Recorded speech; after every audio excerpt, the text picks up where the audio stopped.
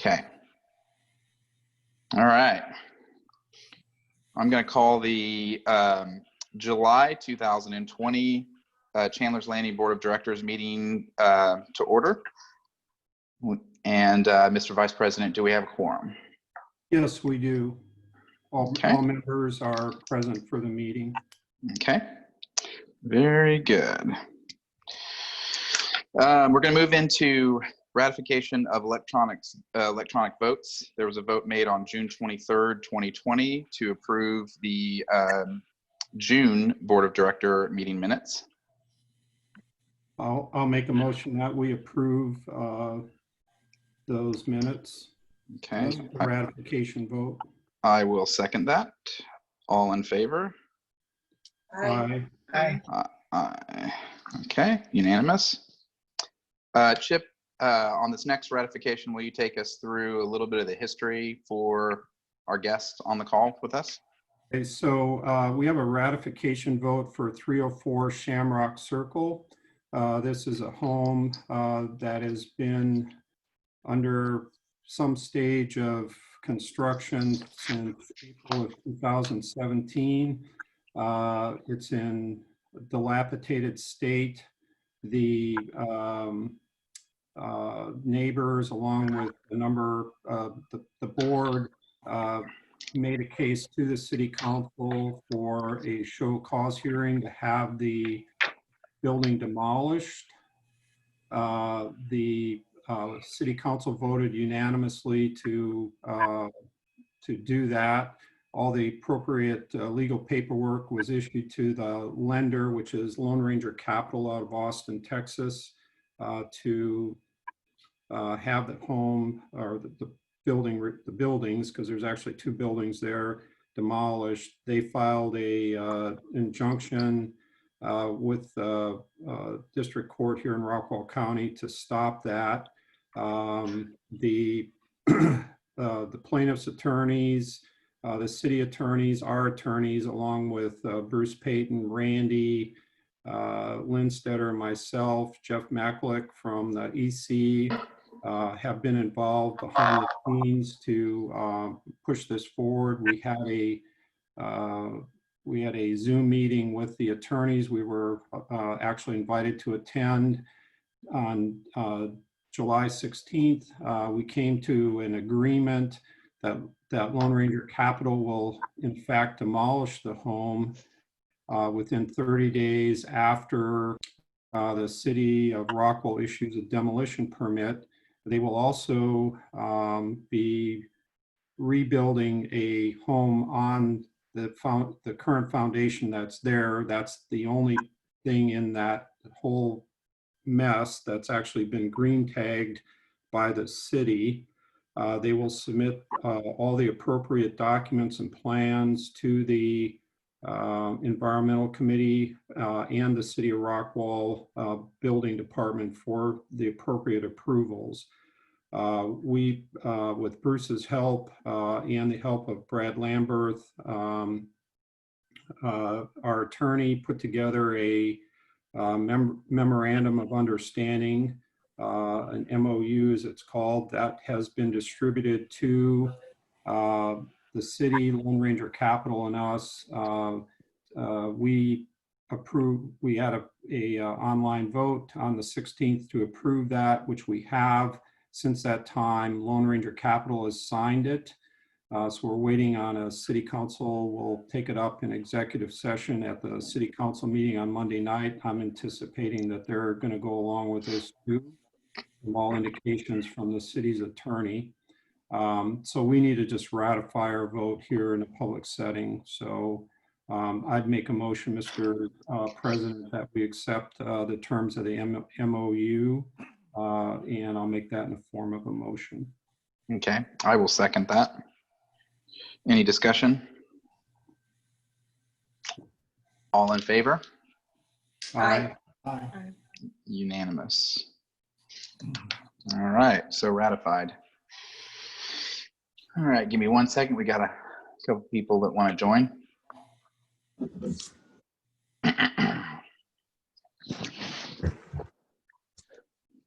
And then we're going to move into our report section.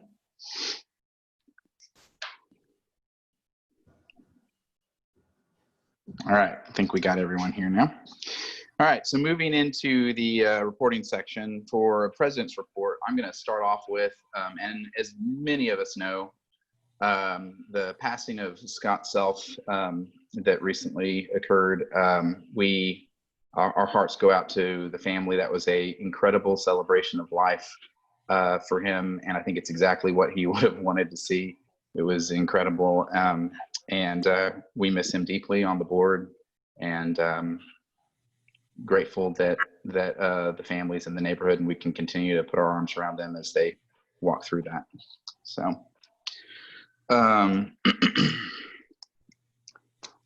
as many of you know, we also had a power outage up at the main gate yesterday afternoon. It was restored late last night. It was due to an underground wire failure. So we're looking at options to maybe, or to help better a situation like that in the future, should that happen again. Not sure exactly when that would be able to have funds to pull the trigger on, but we are thinking about it given what we experienced last night and what we've experienced before. So as the focus of this board has been, if there's a problem, we'll work to solve it. And if we can't solve it due to finances, we'll plan for the solving of it in the future for either us or a future board to take care of. So breakfast and lunch is being served down at the landing, or the yacht club parking lot today. Our fellow resident James Wagner is doing breakfast and lunch, and then we have a concert, again, second concert in the concert series at Sovereign Pond Hill. I went to the last one, and I can tell you the event committee has done a great job with this. Even during times with COVID, there was social distancing circles painted on the grass, just to kind of help as a visual reminder. It was a great time last weekend. Looking forward to another great event this evening, and would like to take the time again to say thank you to everyone that's on the event committee. They have been really helping us keep morale high through very, very difficult times for our neighborhood.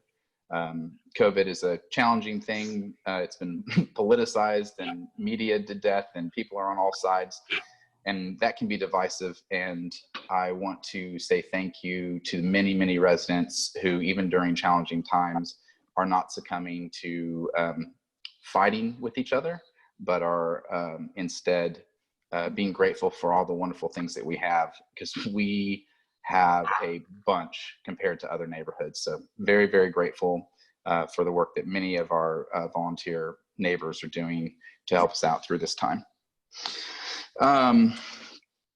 Also, I wanted to thank all of the residents for the recent effort that was given, kind of grassroots, for a missing child that was in the neighborhood. That was an incredible day. He was found, not here, but at a different place. But I saw so many neighborhoods, including my own family, out canvassing, trying to help this family. And it just, again, goes to the heart and the good that is in this neighborhood. And so, again, thank you very, very much for being willing to help when there's a need. Last update that I have is many of you have probably seen the new yacht club sign. It got installed thanks to B1 Bank at a very, very low cost to us. And then yesterday we fancied it up a little bit and put some copper caps on the two posts. And then last night installed solar lighting on it. So it's a good, it's not the permanent sign. The permanent sign, I would guess, will probably be about double that size. And the hope would be that it's set up in a flower bed and done the way it needs to be done. But this is a really good temporary, semi-permanent sign through this process, and will give us the ability to tackle a proper sign in the future as funds are available. So that's all I got on that. T, are you with us?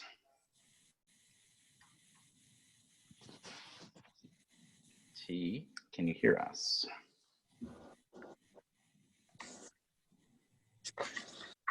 I can see she's muted. Yeah, let me ask her to unmute. T, can you hear us now? I can. Okay. Thank you. Yep. So we're going to go into your manager report in just a second. I'm going to do a little bit of lead in on Treasury and then allow you to make any other fine detail points on that. Okay. All of the financials are uploaded for your review. These are challenging times as far as the big project that we have going underway, and COVID and all this stuff kind of hitting it at the same time. So you'll see some of that indication in some of the financials, but overall doing very good there. And T, any other highlights you'd like to provide to the community? Just first of all, due to the power outage yesterday, I was unable to upload the financials, so those will be uploaded today. All right. Sorry about that. No, I apologize. That I was Can't do it without also, electricity. Yeah, I was also unable to send out the aging to the board, so I will do that on Monday also. Okay. As far as variances or when the community is able to view those financials on Monday, you'll note on the balance sheet that there are two separate note payable accounts. A and B loan for the yacht club now has a zero balance, and the new line item is account 29000. That's the B1 drawn out. And then as far as moving to income statement, you'll see under professional services that we have applied for the trademark application for the logo and the rope for the yacht club at Chandlers. As far as the new branding, we have also applied for the DBA with the state of Texas, working with TABC and Rockwall County. And then the expense line shows for legal review 304 Shamrock, and we have another property that was under legal review. Our contract labor is increased due to the increased monthly right now pool monitors through Lifeguards of Texas.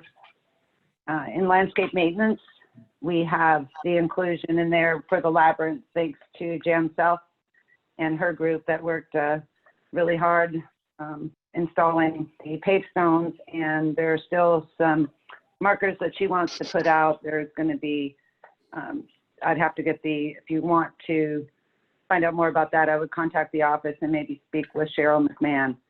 And then the Yard of the Month Committee has really worked hard with the beautification in the flower beds. Contract labor, we've worked and continue to work with irrigation throughout the community around the pools, the tennis courts, various islands, and entrances. And now that we're working on getting the master deck in electronic form, and to make sure that everything that we have in the office, that we have a book on the conference table and in all offices with signatures. So we have a few projects that we're working on in the office. We've had several resales, new homeowners, kind of a busy time this time of year. Families moving, and I guess just Monday, making sure that I get those financials uploaded right away. That's pretty much what's going on at the office. I appreciate everything that you and the rest of the staff are doing for us all the time. Well, and I appreciate the board and the residents. Everybody is, it's just a wonderful community to work with and work in, so. Very good. Awesome. Okay, that will conclude management report. So we'll move over to security with Chip. Okay, thanks. So just a couple of things on the power outage last night, just so everyone knows that that was a Encore issue, not a Chandlers electrical issue. We continue to have speeding challenges with people speeding in the community, some residents, a lot of the guests that are coming in. Golf carts, especially children that are underage or do not have a permit from us to drive. We're actually escorting those children home. There's a reckless driving of some of these children on the golf cart. Same thing, if we see it, we're escorting them home. We just would respectfully ask for the parents to abide by those rules. These are private streets, so it's for the safety of your children and your property. Kristen Hartani, who is now our site manager. We thank Craig Tankersley for his services over the last 8 or 9 years. Allied Universal has made some management changes here. Kristen has been here in the community for quite some time, actually served in an assistant site manager role. She's off to a running start here, and we appreciate your support of her going forward. We have some staffing challenges right now with COVID-19, just in terms of Allied Universal being able to recruit and get people in here so we can get them trained. So there is some overtime going on with the long shifts, but that's at the expense of Allied Universal. We've also got some issues with teenagers who are fishing at some of the ponds, which is fine, but they're leaving behind their trash, their fishing rods, fishing reels. Just again, we ask parents to encourage your children to do the right thing, take their trash with them. Nothing wrong with fishing, and clean up after themselves when they leave the pond. And that's all I have on that, Kevin. Okay, I'm going to tag on to that because you mentioned the fishing reels. Resident that brought some of this to us was really shocked at the fact that fishing reels had been left, and he went down and looked, and they had rats' nests and all kinds of stuff.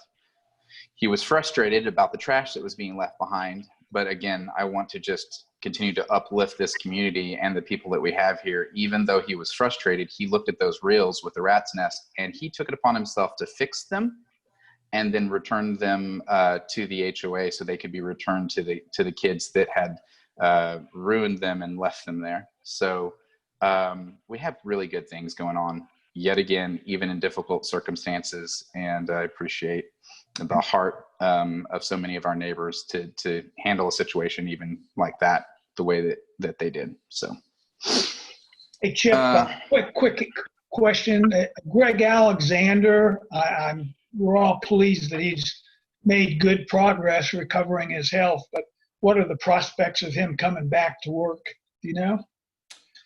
I think that it's probable. I think there's just he needs a little bit more time for recovery, and we're optimistic we can get him to come back, if not full time, at least on a part-time basis for some period of time until he gets back to full strength. So, thank you. Sure. Okay. All right, that'll take us out of our reports into old business, and it's back to you, Chip, on street signs. I think the only thing on this is I need to get it distributed to Evan and the rest of the board, some other alternatives on how the actual sign itself will hang on the post or be attached to the post. The Falcon Signs out of Foley, Alabama, who has had the best price so far, and actually the city of Rockwell uses them. We have, I think, most of the details worked out. I was hopeful that their graphics department could do a mock-up for me with the other alternatives. I don't think that's going to happen, so I'll get that distributed the first of the week. We've already approved the expenditures, just an opportunity to perhaps save a little money with some alternatives. So I'll get that out. It's about a 5 to 6 week lead time on the signs and all of that. So once I think we're all in agreement, we'll be able to get those ordered and then work on how we're going to get them all installed. Okay. That's all. Any questions from any board members on that? No. Moving on to club construction update. Okay. All right, so in construction terms, things are rocking and rolling down there. We've made a lot of progress this week. Probably the big milestone is all of the rough-in plumbing for the downstairs, which included having to saw cut the slab and dig trenches for all new plumbing lines, the wastewater lines. That work has been completed. It's been pressure tested. The city has green tagged that. So that was a big milestone. They're roughing in, doing plumbing rough in upstairs for the new restrooms. The electrical contractor is doing their rough ins. They've been working the last week on that. All of the framing for all of the walls, I believe now is complete. Most of the walls are sheetrocked on one side. So that's moving along. The elevator pit is being dug. That's a hand dig situation. So they're working through on that. They're starting to the MEP, the HVAC contractor, is working on reinstalling ductwork that needed to come out upstairs as part of the demolition of the third floor and the demolition over the bar. All the material that had any asbestos has been remediated and removed that we're going to take out. That's all taken care of now. GMR, I'll just cover the next item, or down at the bottom, D, while I'm at it, is finishing up the lighting design. So we have all the fixtures identified and have a specification. So they're running all the calculations on that. I've signed off on all the plumbing fixtures, and we have a couple of follow-up items on interior door hardware. That will be handled next week. I've approved all of the shop drawings for the entire exterior glass and all new doors for the exterior of the building. So this will be tempered glass. It will be energy efficient. It's a double pane with a built-in kind of a great, kind of a light gray tint on it. So the glass company will start fabricating that along with the new frames, and this will take some time because they can't. They can only take out and replace what they can do in a day. So this will just get scheduled out over the next number of weeks in order to make that happen. There's a lot of glass in there. This will be an exciting time for us. We'll be able to get rid of all the bars that are across the windows because this will be tempered glass. And then of course the energy savings that will get along with this, and having all of the HVAC ultimately, when we get it back installed, be rebalanced and have all the appropriate controls in place on that. Fix all of the, there was a number of items that were not installed correctly originally 2.5-3 years ago, so that'll be all repaired. And other than that, there isn't much going on down there. Oh, exterior, we're working on locating about 1,100, I'm setting you up here, Evan, about 1,100 yards of dirt for the exterior wedding venue. So we're on that, working through that process so we can start leveling out the lawn area down to the north of the building outside. Other than that, it's pretty quiet. Okay. Go 1 second. We got another guest wanting to join. So a couple things that I was going to touch base on that is, can you talk a little bit more about the downstairs lounge and what's going on in there with the ceiling? That's been kind of a long-term concern, and I think Sure. we have a great solution there. Thanks for for bringing that up. So one of the concerns and feedback that we've had from a number of individuals is, if you recall, the ceiling had a four-sided, I call just a fur down. The middle section was higher by, I think, about 2 feet. So after spending a lot of time down there looking at it, talking with the architects about it, the engineers about it, what we were able to do is actually remove all of the ceiling. We'd already taken out the drywall portion in the middle, the higher part. We've now removed all the fur downs, all the drop-in ceiling. We will be able to raise the entire ceiling up by just removing all of that. And we're going to relocate two HVAC units that were housed in those fur downs to some other locations downstairs, so that we can, so when you walk in that room, the ceiling's going to be significantly higher.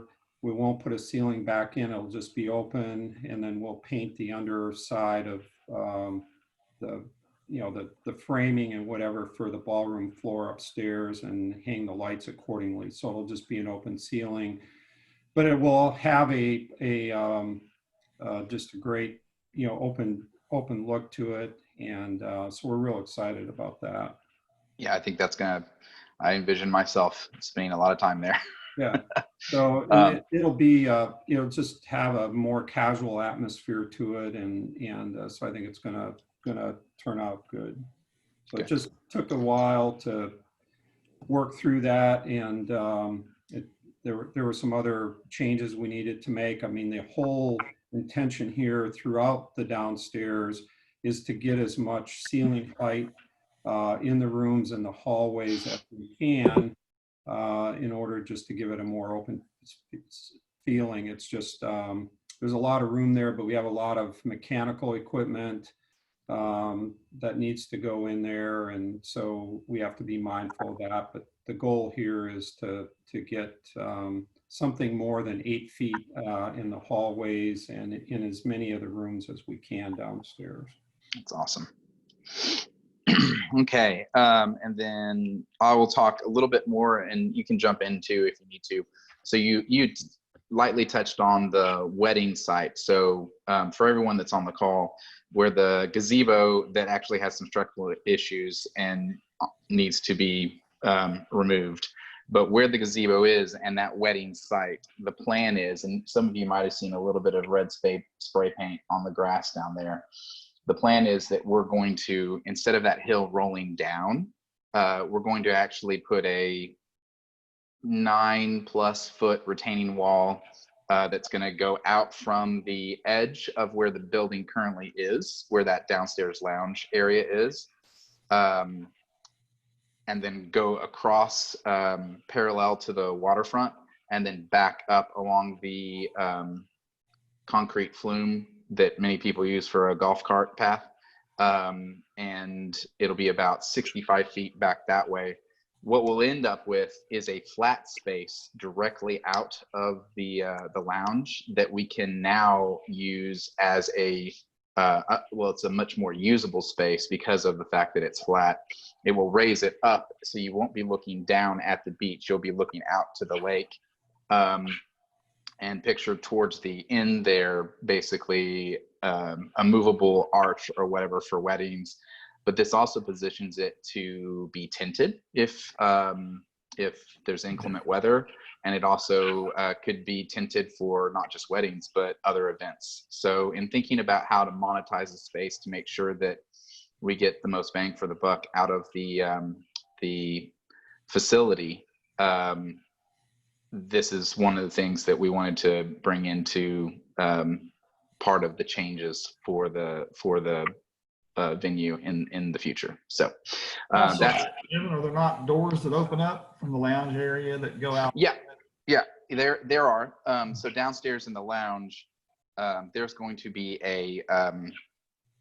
there's just windows right now that look out, and those are going to become sliding glass doors of some sort that will then walk out onto, I think, roughly about a 15-foot deep deck with a sitting area. It will be hot in August and whatnot, but there's going to be a number of months during the year where that is going to be a perfect place to sit and watch sunset and have some drinks or small bite foods for the enjoyment of our residents. So yes, it's going to be very, very nice when it's all said and done. Let's see.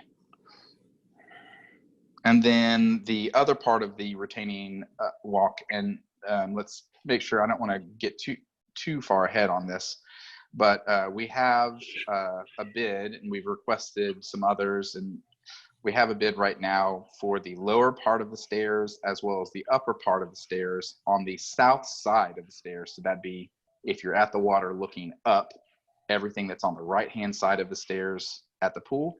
And then if you're up at the pool looking up towards the tennis courts, that's that right-hand side as well. So we have a bid that is right around $22,000 to fix all of those ugly retaining walls. We also had a plan to take that upper portion and change it from stairs to a gently rolling down sidewalk. Just with where we are at finances, I think it'd be nice in the future. But I think we're going to call that phase 2. Fix the problems with the retaining walls on the right-hand side of the stairs, and then we can come back and put that walkway in later. So I'd like to make a motion that we approve that so that we can get the contractor greenlit to work on that. I'll second that motion. Okay. Do we have any discussion? All in favor? Aye. Aye. Unanimous. Okay, good. We will get the word to them beginning of this next week. Okay.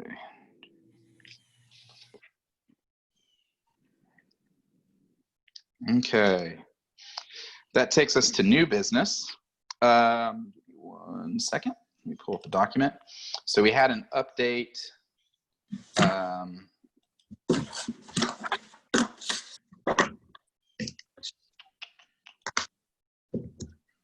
Now, have I lost it? Give me just a second here. Here we go. So we're trying to work in lockstep with the Marina. They're a neighbor of ours. They control the waterfront right there, and so as a result of that, they wanted to be more proactive in our meetings. So they wanted to provide some information. Wanted to make sure, you've probably seen the signs, but the boat ramp is closed to the general public until after Labor Day weekend. Only SLIP members and annual launch pass holders can use the ramp on Saturday and Sunday, and this is to ease the parking issues that have been experienced on the weekends. We know a lot of neighborhoods, it was very dangerous coming out of the Harbor Landing section gate. And then signs are now posted at Ridge and also the entrance of the Marina, just to inform people of what's going on. So we appreciate the Marina helping us with a very big problem there. Yeah, Evan, they actually have signs placed all the way down in the median and various places, so it's well signed from that standpoint. Okay, very good. All right. Okay, and then CLCA fine structure. I see that. I don't see who was going to be talking about that. It's Yeah, not me. let me kick that off, Evan. We have two houses under construction that are now in their 4th year of a process. The fine structure that's in place right now calls for finishing construction within 12 months of environmental committee approval. Failure to do that results in a $100 fine in the 13th month, $200 the 14th, $300 the 15th, $400 the 16th, $500 the 17th month. With houses in their fourth year of construction, obviously that is not working very well. So the environmental committee has recommended that we modify this fine structure and start charging $50 a day in the 13th month if a house has not been completed in 12. So I would like to move that we adopt that fine structure, $50 a day, which would be approximately $1,500 a month, starting with the first day of the 13th month. I'll second that motion. Okay, Okay, so we have a first and a second. Do we have any discussion? I have a little bit of discussion. Okay. I have no issue with that fine schedule, but I do think there needs to be protocol when someone even buys a lot in here with the intention of building a house on it. I think they need to be made aware of that right up front, so that they it may help them choose the right builder to get that done. I just want to be sure everyone is clear with that policy from day one. Like I say, even when they first talk about choosing a builder or even acquiring that lot, they need to be made aware of that, because now 12 months sounds like a long time, but in our business, things have really been stretching out some. So that year can go by pretty quickly. I just want to be fair to the homeowner too. Yep. Everybody's well aware of that policy. Yeah, and T, are you there? Let me see. So we can While we're doing that, Evan, I agree with what Randy's saying, and I think we need to, when they come in and pick up a packet from us, we need to devise some type of cover page that it's in big, bold print right on top, and ask them to read that and acknowledge it, and then give them the packet so we have it up front. I think we've all been here a while. We've seen people come back and pull the old, oh, I didn't understand that, I didn't know that, and so on. And this way we're able to pull it out and say, hey, well, you read it and signed it when you picked up your packet. So I think there's a little bit of preventive work, proactive work on our part up front when we hand the packets out. Absolutely. good. I agree with that, and we'll make sure that staff is on board with that and do whatever we need to make that happen.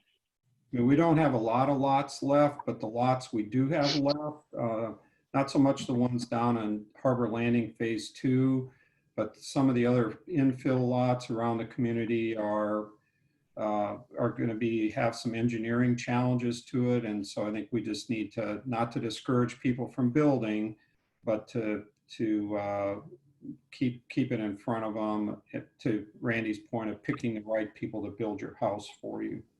Okay. All right. So we've had some discussion on it. Is there any more?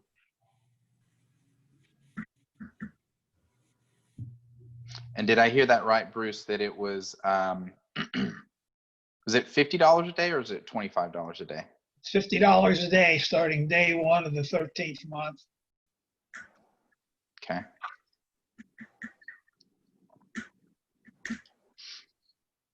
All right.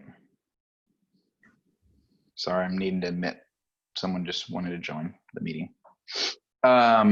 Okay, so we have a first, and then Randy, did you second it? Is that right? Or Chip? Yeah, there was a second. Okay. All right, any further discussion? All in favor? Aye. Aye. Aye, unanimous.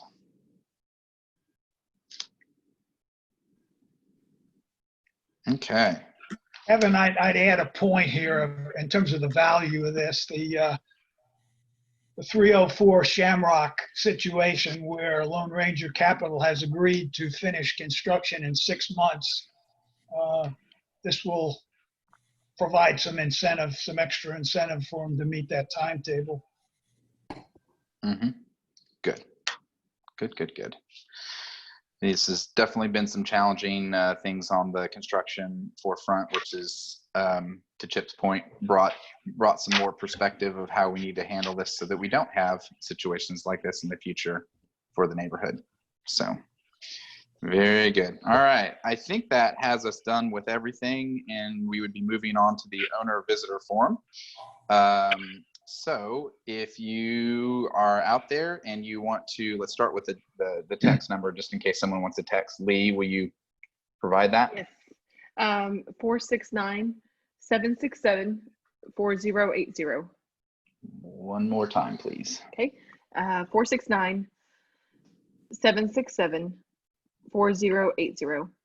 Okay. And if you'll text Lee, if you don't, or if it's not functioning here for you to raise your hand or whatever, you should be able, towards the bottom of the screen, well, depending on what device and how you're looking at it, you should be able to raise your hand if you have a question and we can unmute you, or we'll look for text to Lee, and we'll unmute you as those owners, visitors would like to speak.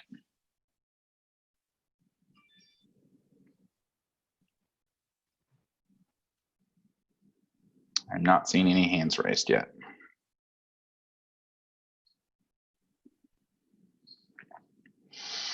And this is always a little bit of a waiting game. We want to make sure that we, with technology and whatnot, we want to make sure that we don't, we want to make sure that we give everybody the opportunity. So. Mr. President? Jeff? Yep. Hey, Hold I on. would like to ask, is there any place on Town Square, I haven't navigated it enough, but that we have, like, where the bathroom codes are, how to sign up for tennis, about the lap swimming? Is there anything like that, a little snapshot where people can go to get info? I don't know that we uploaded the codes to Town Square. We can do that. We just need to make sure that if we upload it, we need to change that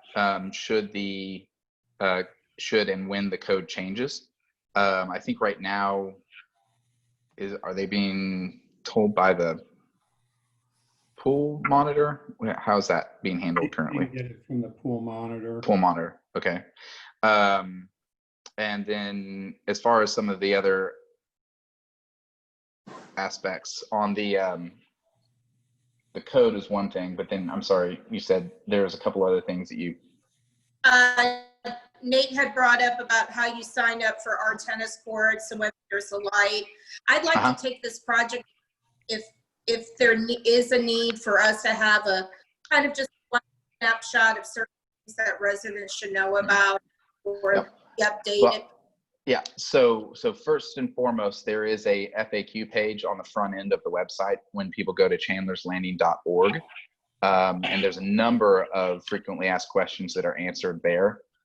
Tennis is included in that area as well. So the how-to and the link and people's phone numbers, that's all provided there. As a quick recap, how the CLT is handling the reservations for those courts. And so you have to contact them. A resident has to contact them, and then it gets booked. Just like before, I guess you would contact security.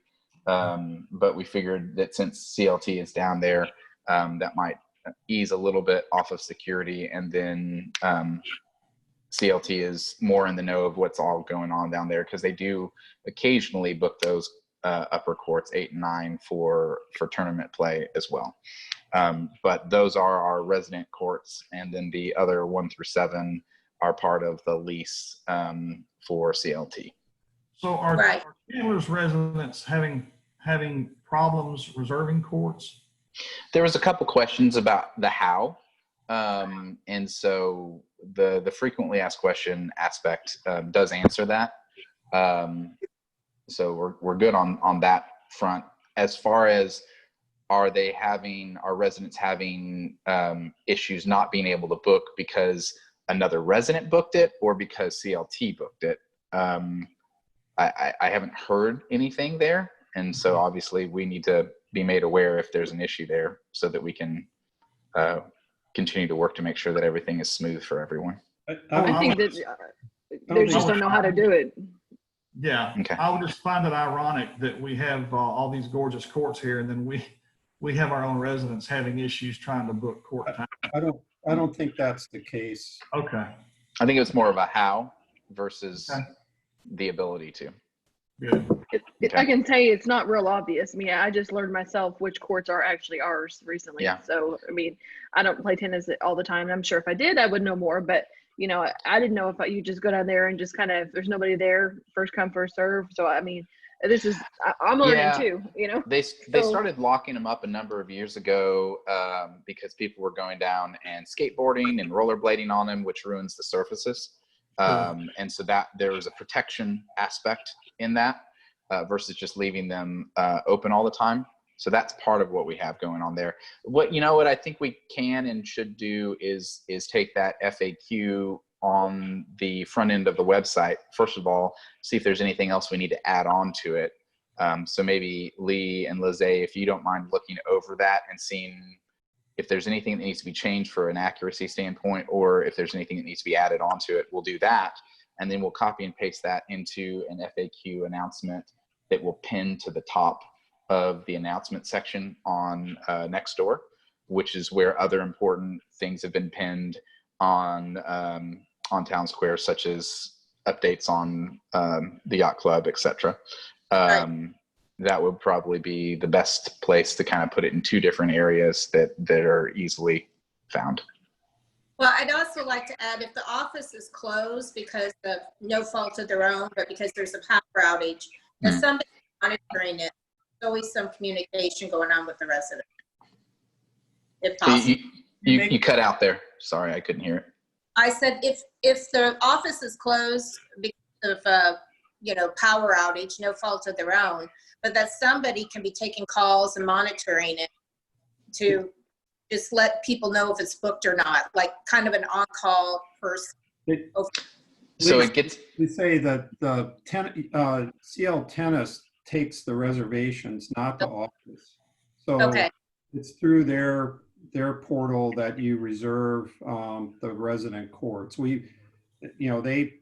That was part of it. They would take it over. They would handle the reservations for us. They do the easy maintenance on them, all of that. They just incorporate it in return. If they have overflow for tournaments or whatever, they're able to use it, which had been the case in the past. So it really took some burden off of not only security, but office staff to book these things.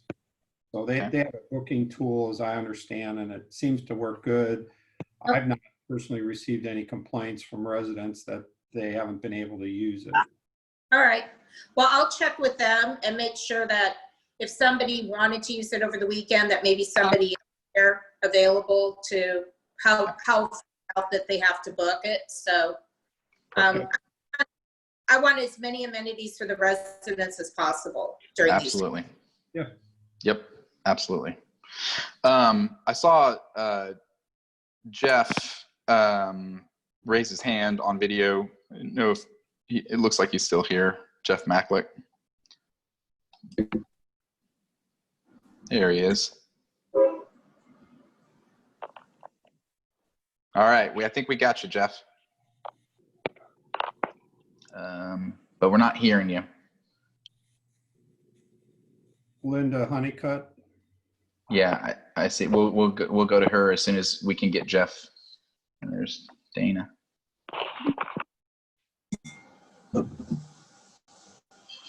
Is that it? Do we have you now?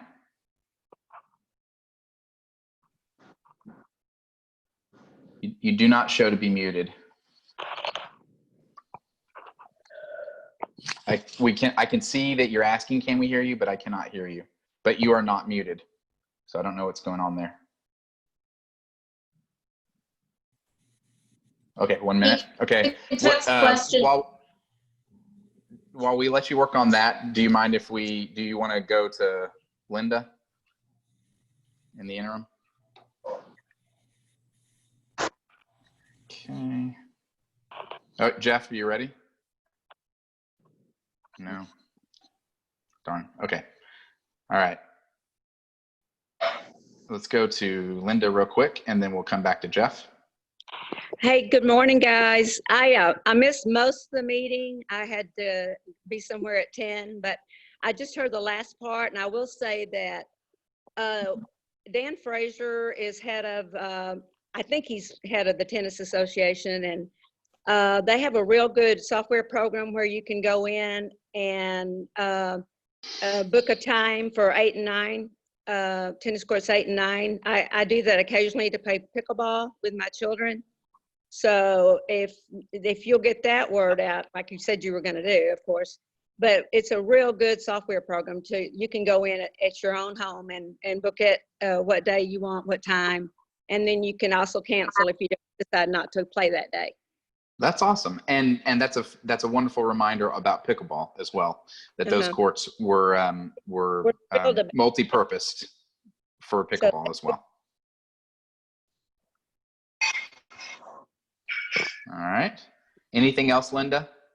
No, thank you. All right. Thank you. Have a good day. Linda. All right, Jeff, we're back to you. Golly, no. Still no audio. I can see you, and you're not muted.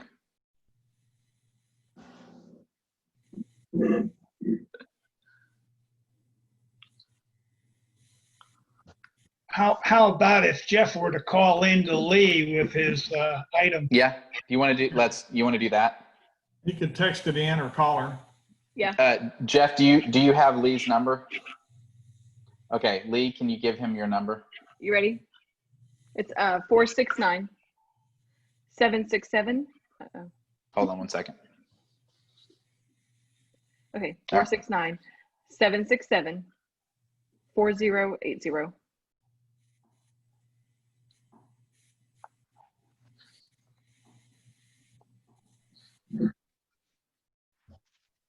And in the meanwhile, while we're connecting with Jeff, if anybody else would like to speak, you can please raise your hand, and we'll be prepared to go to you as soon as we have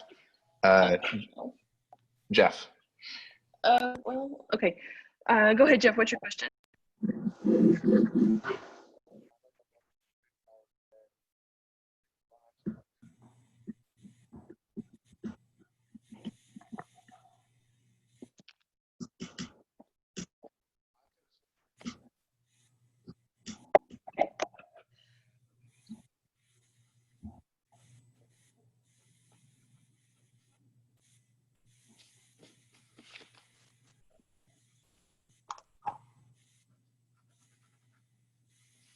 Okay. Jeff's saying that whenever they voted at the EC, he recalls that it was $25 a day, not $50 a day. I guess we could look maybe back on the EC notes to see what it says. And it's Jeff, you also said there's not really like a tiered structure. It's just $25 a day from the first day, correct? Okay. Randy, were you at that meeting? Do you recall? I don't recall exactly. Okay. But Jeff did send me a message and say it was 25 a day, but I don't see Cheryl. No, I don't think Cheryl's on the meeting. would Cheryl have minutes? I am. There's Cheryl. I am here, and I would have to look back at my notes, and since I'm not in the office, I don't have them, but I do recall a $50 being brought up. Okay. All right. So we're going to get clarification on that. He just said he could be wrong, but we can just confirm what was said. So. Yeah. Evan, I would like to suggest that we can look into it, but I would like to suggest we say with the $50 a day fine, because I think it reinforces our intention of getting the construction done in 12 months or whatever the agreed upon time is or less. Okay. And really, too, along those lines, it's kind of like we could always negotiate down, but we can't negotiate up. Yeah. Mm-hmm. Okay. Cool. Are you cool with that, Jeff? Okay, cool. Okay, so we'll check into it, make sure, and then sounds like 50 is preferred. Cool. Awesome. Okay, cool. Okay. I hear you. Okay. I would mention one other piece here, just procedural piece. Robert's Rules of Order say if anybody on the winning side of a vote wants a revote, they can call for it. So any one of the 7 of us can call for a revote if we want to call for reconsideration on it. Okay. I'd suggest we stay with what we approved. And I have no issue with that at all. I don't With have the 50. $50. Yeah. Okay. Yeah. Okay. All right. So then thank you, Jeff, for bringing that up. And sounds like looking at it from 25 to 50, board is still in favor of 50. So we will stick with that. And the intention being to send a strong message on construction timelines so that we don't have what we've had before. Good. Thank you. Okay. All right. Anybody else want to raise their hand? Or Lee, have you received any text messages? Nope, no text. Oh, wait, no. None yet. Okay. I'm going to give this 1 more minute. Well, I'll give it 2 more minutes. Can you say you've said it 3 times already, yes. but say it 1 more time. Yep, 469-767-4080.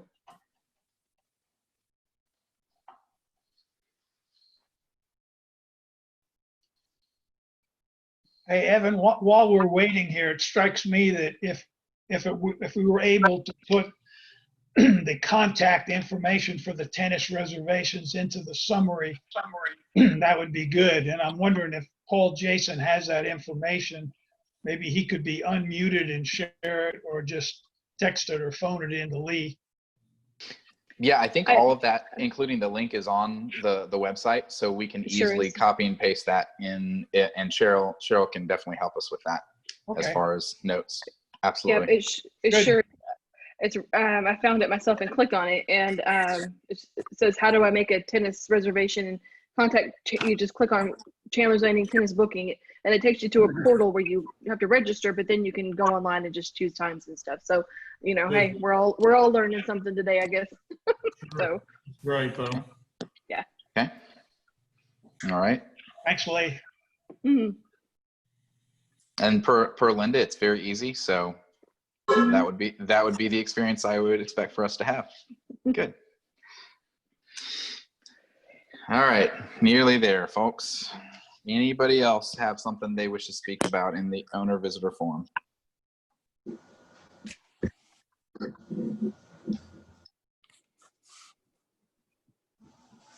Oh wait. Oh no, never mind. Kendra Scott just text messaged me they're having a sale today. I got excited. So no residents. I'll touch just in the last little bit here. I'll touch base on this. I appreciate everyone joining us today and on these Zoom calls. This has definitely been challenging from a tech standpoint, and we all long to get back into the office together, given everything that's going on. We feel it's best to continue to maintain social distance and separate locations for these meetings. I really hope it's not going to be too far in the distant future. Just so you know, when we do resume in person, we will continue to use Zoom. And then what we're doing is we're saving a recording of that and then uploading it to our Chandlers Landing YouTube page as an unlisted document, and then taking that link to that video, or as unlisted video. We're taking that link because it's private information just for us, and then we're posting that into Town Square so that anyone at any time can go back and rewatch any month. So give us a good historical catalog of all of these meetings, and it's in line with our desire for transparency, and it's also something that we just should have, but it's our neighborhood. And so I think that there's a lot of push for the board to get out onto other Facebook groups that are not official channels, Nextdoor, other things like that. And first of all, it'd be really difficult to try and make sure that we got all updates into every single group that has, that may exist out there. And so what we've decided to do in the interest of streamlining everything is we have one official source, and that is Town Square. And staff can help you get on it if you're having any tech problems. But that allows us also to keep our information internal to the community. We don't need to be putting everything out on Facebook. That's a public facing site, and it really is meant for marketing purposes, to tell others about how great this neighborhood is, but not to necessarily go into all the details of street signs and yacht club updates and that kind of stuff. We are using it for yacht club photo updates and that kind of stuff, just to keep people as informed as possible.